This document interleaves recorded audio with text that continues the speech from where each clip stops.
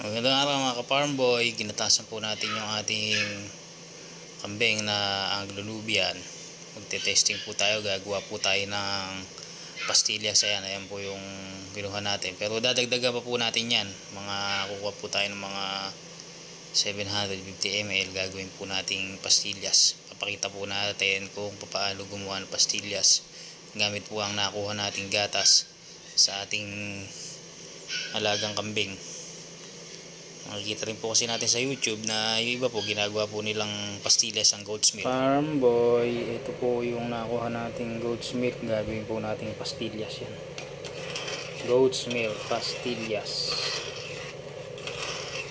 Update ko po kayo mamaya kung ano mangyayari dito sa ginagawa nating goat's milk pastillas.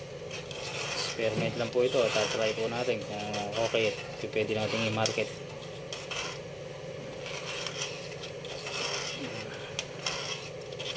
Medyo matagal nga lang po ito dahil hintayin natin mabuo yan. Sa mahinang apoy lang po.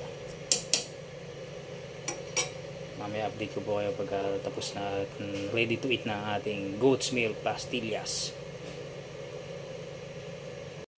Ito na yung ating goat's milk pastillas. Medyo lumalapit na siya. Lapit-lapit na to.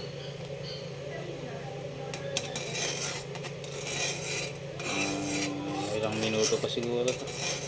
Tagal din, kailangan hinahalo siya ng mabuti dahil dumidikit sa gilid. Sige, update ko po kayo mamaya pag okay na. Ayan po, okay na yung ating pastillas. Palalamigin na lang po natin siya para gawin natin siyang bilog-bilog. Okay na po ito.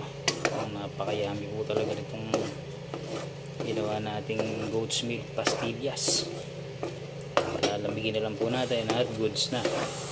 Ayan, makunat na po siya, nabubuo na po siya. Ayan, okay na. Ayan po.